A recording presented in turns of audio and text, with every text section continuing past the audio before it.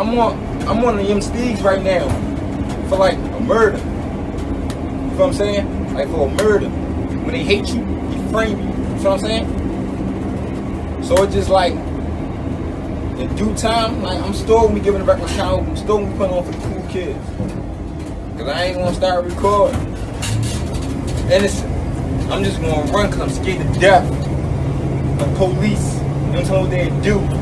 I'm scared to death of the motherfucking court system. They don't tell me what they fucking do. When you're innocent, they still just to blew you out. They hate you, they frame you. When they hate you, they frame you. Remember that, man. Well, listen how this nigga, notorious skinny me, beat your weight off. I was self-made, fuck a big feature. Homie not connected, he a dick eater. I won't write a ether, I'm a sixth feature. My mom gave birth to the Grim Reaper. I done went to jail, I could've went to Yale. I used to scrape the pot. Baking soda helped me make it live. I keep a shooter when I make a drop. He smoke niggas, then he makes a lie. And a grand on the floor in the Zorion. You niggas only gangster when you log on. I got a story that I like to tell about a young goon who spent half his life in jail. He got shot, he lost his mom, his life was hell. He got ripped off a pot, bought a knife and scale. I'm from the city of the half-knot. AK-47 is the mascot. I see my dreams come true when the glass pot. I pull up, black block, the jackpot. Trapped on the first with a bag full of merch. Get the mask go berserk when my dad didn't work. Y'all should let me come on my diesel's on, man. Break it down like a shotgun. Yeah, no, spin the word like a shotgun. And it's the count, and I'm going to this motherfucker 50 grand strong. Right.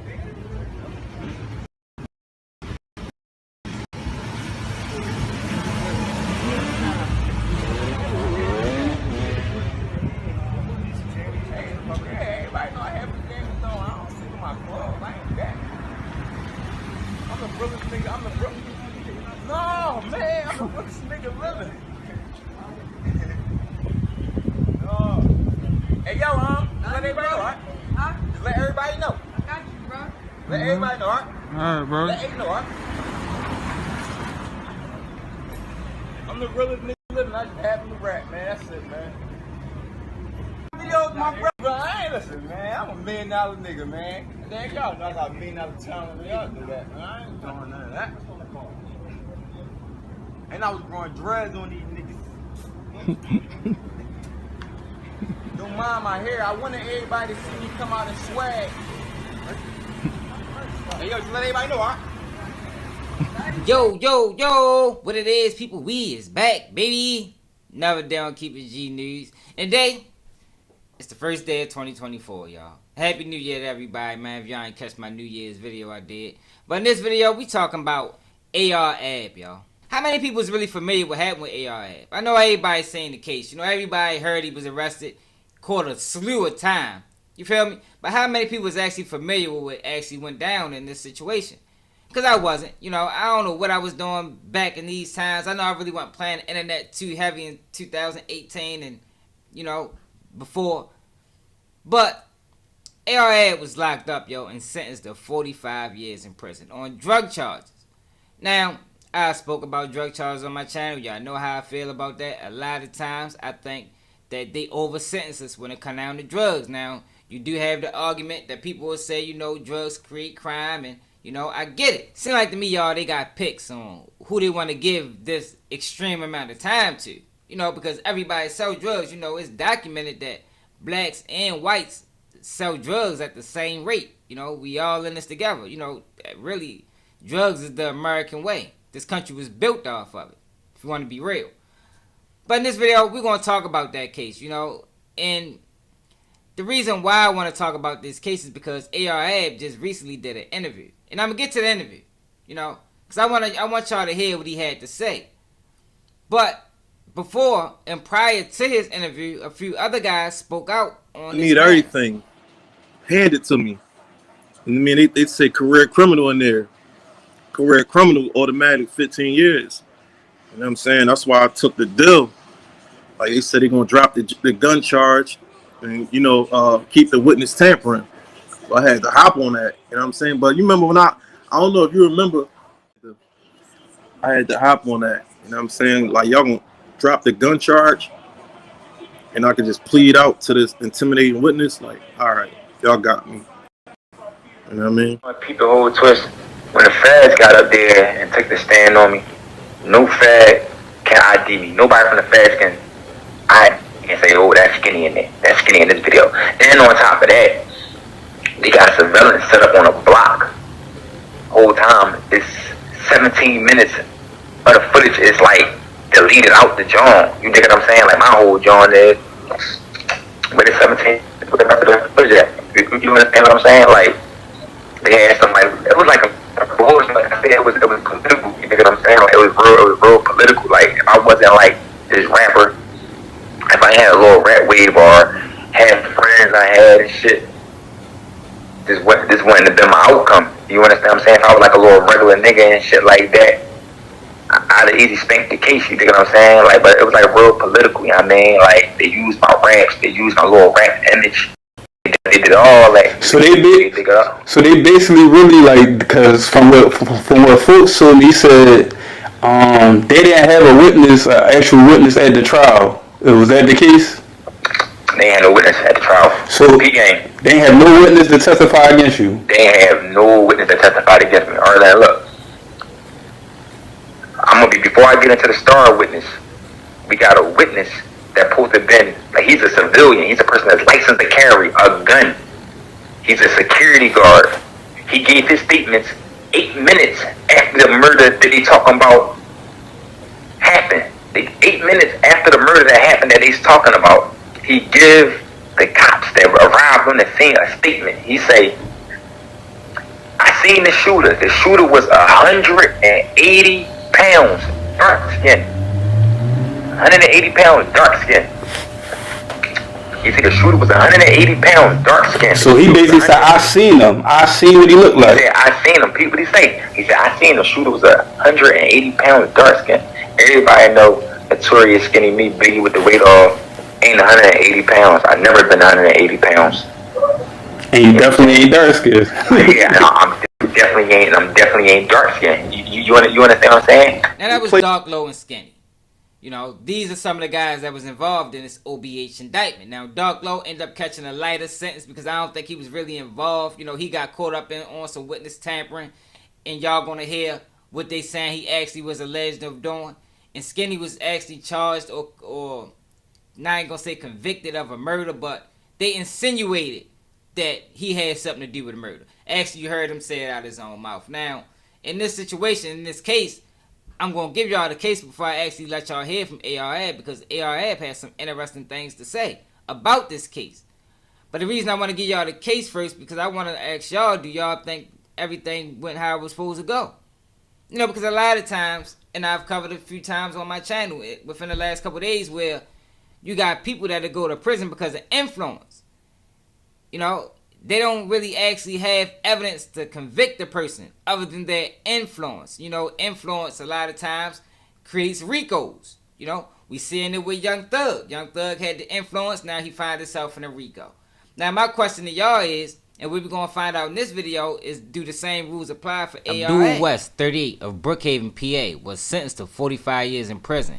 10 years of supervised release in order to pay $5,000 in fines by United States District Judge Michael M. Bowson for his role as the leader of the original Block Hustlers, or OBH, a violent drug trafficking organization that doubled as a group of aspiring rap artists in Philadelphia.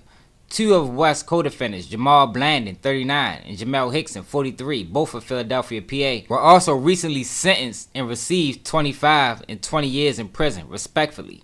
In November 2019, all three defendants, plus an additional defendant who is still waiting sentencing, Hans Gadsden, 36, also of Philadelphia, PA, were convicted after a 2.5-week trial on charges that included conspiracy to distribute controlled substance and distribution of or possession with intent to distribute crack cocaine and methamphetamine. Several other co-defendants pled guilty prior to trial. In total, 9 defendants connected to OBH were charged in a 16-count second superseding indictment in August 2019. All 9 were convicted or pled guilty. Between at least March 2017 through June 2018, OBH poisoned the Philadelphia community by importing dangerous narcotics, including large quantities of methamphetamine and cocaine, from California to Philadelphia, and then selling those drugs in the Philadelphia area. To further their drug business, OBH employed fear, intimidation, and violence. West was the driving force behind the violent character of OBH and routinely posted rap videos and other messages on social media in which he commuted threats of violence, in which demonstrated his power and authority within the organization. According to court documents, West ordered a member of the organization to murder a former member of the group identified as RJ because West believed RJ was involved with West's enemies and playing both sides of the fence. RJ was ultimately shot multiple times and died. In September 2017, officers and detectives from Philadelphia Police Department executed a search warrant at 3234 North Sydenham Street, which was a property used by members of OBH to store and sell drugs. During the execution of the search warrant, numerous drugs were seized, including approximately 62 grams of crack cocaine, 229 grams of heroin, and 48 grams of methamphetamine mixture. The officers also seized $8,000 from the residence. In May 2018, FBI agents executed a search warrant on an apartment on Columbus Boulevard, another property used by OBH to store drugs. During the execution of the search warrant, the FBI seized 10 kilograms of cocaine, nearly 6 pounds of pure methamphetamine, and $20,000 in cash. In a related case, a defendant, Charles Sally, 39, of Clayton, Delaware, pled guilty to witness tampering in connection with the above referenced trial. During the trial, corroborating witness received a threatening letter from Sally under the pen name Ron Harvey, threatening physical violence if the witness testified at trial against West and his OBH associates. Sally was present in the courtroom during the course of the trial, including on the day of the witness' scheduled testimony. The threatening letter was investigated by the FBI, and the witness ultimately testified during the trial. Sally was scheduled to be sentenced in August 2021. West and his OBH co-defendants pumped huge quantities of deadly drugs into our community, said acting U.S. Attorney Williams. As the evidence presented at trial showed, the defendants' violent lyrics weren't just creative expressions. They were truthful depictions of the mayhem OBH created on the streets of Philadelphia. One thing we gotta realize, y'all, about how this system works, the barter system, like I like to call it, is you gotta realize, y'all, it's set up for you to fail. You're playing a losing game. Very few people win when you're dealing with drugs, you know. I know we see things like Power and, you know, all these movies that get glamorized to the black community where you see these drug lords come up and they own them businesses and they doing big things. It happens, but it's very seldom. More than likely, most people end up like A.R. Ab. You understand what I'm saying? So, A.R. Ab did an interview recently. And in this interview, I think it was yesterday, and shout out to Philly Fame, man, for this clip. A.R. Ab believes that he ain't get a fair trial. He think he was railroaded. You know, he think his influence played a major role on what they did. And he think they lied. You know, A.R. Ab believes that some of his words that they heard on Wiretap was tangled and twisted, but I'd rather y'all listen to John. And they listen. They put like this. You got 924s. That's a gun charge, man. The charges here is crazy. The RICO here is crazy right now. Right now, listen. Right now, this I'm hearing happening in Philadelphia. This block with this block and this crew name, all that shit is RICO. All that shit is gang. All that shit's a gang. The feds gonna come and they gonna put everybody as a gang and put one nigga the leader of the gang and most everybody gonna tell. That's just how this shit is, man. It's RICO serious, man. Right. RICO is like, say you got a group of people. They all from 16th Street, but they tied in with this street and they tied in with that street, right? So if one motherfucker sell weed, one motherfucker sell this, one motherfucker that's RICO. You know what I'm saying? Right. Because they all a group and they all gonna charge them, they're gonna give them a conspiracy. There's no way to get around a conspiracy charge. You dig what I'm saying? Because they don't really need no evidence to tie you into a conspiracy. All they gotta have to do is, all they need is y'all two touch each other one time. That's a conspiracy. You dig what I'm saying? Y'all called each other on the phone. That's a conspiracy. There's no way to get around that shit, bro. So, in the climate of this, what's going on in Philadelphia right now, I just feel, I'm scared for the youngins out there, man. Real, man. Yeah, it is. It's crazy. I'm terrified. I know what's gonna happen. Like they don't know. I know what's gonna happen though. I seen it. I'm in here with people from all across America, so I seen this shit. I seen this movie a million times by now. Been here a couple years. I seen the movie, man. They gonna come get them, man. I watch these little kids. I watch them youngins stop, man. Just put the brakes on right now while they got a chance. Cause them says they gonna come get them. They gonna charge them with the RICO, and they gonna give them 100 fucking years, man. Crazy. You know, somebody told me this right before I got locked up. I was sitting in my living room, and the OG, Dawood Bey, he was telling me, he was like, yo, you know, what they trying to do, they trying to make everybody gangs, and they gonna start coming to get people. And look what happened. You think he was telling me the truth, but I wasn't listening. You think what I'm saying? So you say he basically told you before this even happened that it was gonna happen? Yeah.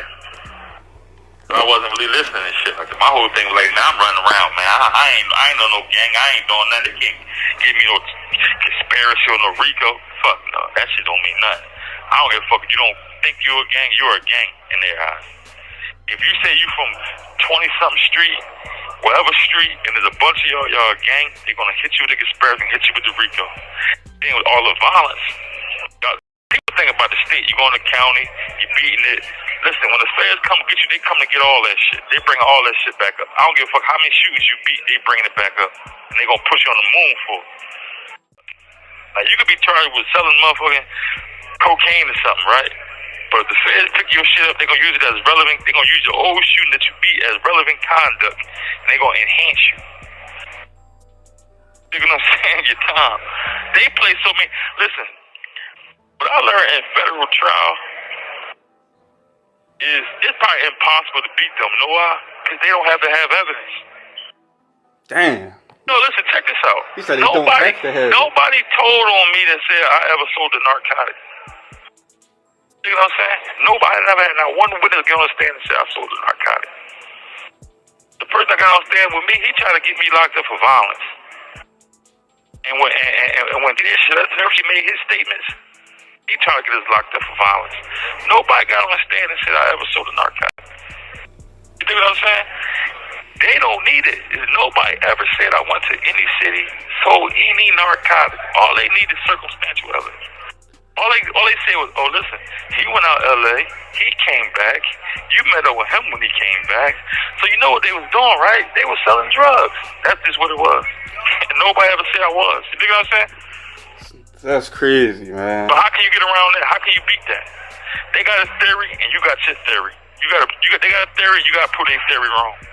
And it's hard to prove their theory wrong, because then, you know, in the state, you got to prove I had drugs, I sold this, I did that. Now, in feds, you don't have to prove none of that. Damn, so nobody knows. People keep saying they use one of my lyrics. They used my rap and said, I said one of my raps, right? I said, I done woke up broke and took 10 of them, like I took 10. They said in the courtroom, yeah, he said he woke up broke and they took 10, like the feds took 10 chumpies from birds from him, and I had 10 birds in my case. You know what I'm saying? So they gonna mix your, man, these people's crazy, man. They'll mix your rap lyrics up. If I was to say, yo, hey, Show Tizzy, man, bring me that shirt, they can get on the stand and say, yeah, he's talking about a kilo. Without no proof, without nobody saying he's talking about it. And my expertise, he's talking about a kilo. Without nobody ever said, man, you really talking about a shirt. That's how they play. That's what they did to me. Now, one thing, yo, about getting caught up in a situation like he in, is you're going to learn a lot. And that's why I always say, y'all, everybody learns. It's just a matter of, are you going to get a chance to live through this lesson? You know, sometimes the lesson can be jail, prison, a large amount of years. Sometimes it can be death. But when you get a chance to get a real lesson, like what he's learning right now, because I'm sure he wasn't talking about this or talking like this before. You heard when he said one of his older homeboys tried to pull him up and told him about how these RICOs go. He wasn't trying to hear it. Because in his mind, he wasn't really involved. And when you go through this indictment, like you see they was locked up for a murder, or they was alleging a murder, but in this indictment it says nothing about a murder. It's all drug trafficking. And sound like wiretaps and controlled buys. You understand what I'm saying? And that's what guys gotta realize, yo, when you dealing in the streets, yo, and you, especially when you get to a level that they was at. They had this buyer number one, what they called them, making all these transactions, but there's no real pattern to his movements. You feel me? The person go from buying 6 grams to 14 grams to 3 grams. You know, it's all over the place. And anybody know, if you ever did anything in the streets, you know it's going to be some consistency. A lot of times you might start off at an ounce, grab that 2 times, now you 2-3 times, now you going to 2 ounces, now you at a QP, or now you at 14 grams, or now you at 28 grams. You understand? It's a build-up. But if you look at how buyer number 1 was conducting his business, it was all over the place. You know, he even went from grabbing cocaine to methamphetamine, and now he want to buy a gun. Those are red flags. Because at that point, it looks like, yo, you just trying to get anything from me. What are you doing with this? Sometimes you got to ask questions, y'all. And it's just messed up to see that this happened to AR-Ab this way. Now, I don't know what was actually said on the wiretap. If you listen to AR-Ab and how he speak about it, he said they made things up. And I've told y'all on numerous occasions, they will do this. They did it to Boosie in his case. You know, especially when you got rappers and rap lyrics. You know, they doing it to Young Thug now. Where you'll say something on the phone or say something in your music, and they'll tangle and twist it and make it whatever they want to make it. And AR-Ab got caught up on a conspiracy because of this. And conspiracy is one of the hardest charges to beat because it's made up. Conspiracy is a made up charge, y'all. So you can't beat it. You know, I told y'all before, I got charged with conspiracy. You don't even have to commit the crime to be charged with conspiracy. You know, it can just been a conversation. The crime never actually have to been committed to be charged with conspiracy. Similar to what the RICO charges is. You know, they just bundle everybody together. Say you did this. This was your role. This was your role. Y'all did it together. Now y'all under a RICO indictment, yo. And they do it too often, yo. And they get away with it. And a lot of times, yo, I think it's illegal. I'm going to keep it all the way real with y'all, yo. I do not like nothing about what they doing right now when it come down to these RICO charges and these conspiracy charges, you know, because if they want to make it stick, they're going to make it stick. That's just the bottom line. You understand? That's why I say we fighting a losing game. You fighting a losing battle, and it's a battle that we need to gracefully bail out in because you can't win. You can't win, man. Very seldom people do. And this is a situation where AR-Ab, he had everything he needed to do. He had a nice flow. He was a buzzing rapper. He could have just stuck at the rap. You know? You ain't always got to live your rhymes. You know, you could have lived your rhymes back in the day. But if you listen to AR-Ab, that's what he said he was doing. You know? He said a lot of the music and a lot of them interviews, he was talking about things he did back then. He wasn't still actively doing it, but the federal government disagreed. And now he got 45 years sentence to think about it, yo. And then they hit him with 5 years probation or 10 years probation after release. But it's like, after what release? The man called 45 years, got locked up at 38. What release are you talking about? More than likely, if he don't get out on some type of appeal, he's going to die there. And then the federal government, they play by their own rules. Boy, I know how y'all feel about this in the comments, man. Like, how do people feel about AR-Ab? Now, when I was doing this video, I realized I didn't know as much about him as I thought I did, you know. I knew he was arrested, but I never knew the details, and I never knew he had skills like he did. Like, AR-Ab had a legitimate future rapping. He could have been just like Meek Mills. But instead, he wanted to be out. He ended up going out like Tookie Williams or what's the guy from BMF? Those guys. But let me know how y'all feel about us in the comments. It's another day. Keep it G News, and I'm out. Nigga can't do what I do, y'all niggas can't copy me. Let's keep shit G. Let's keep shit G. Let's keep the shit G. Let's keep shit G. Let's keep shit G.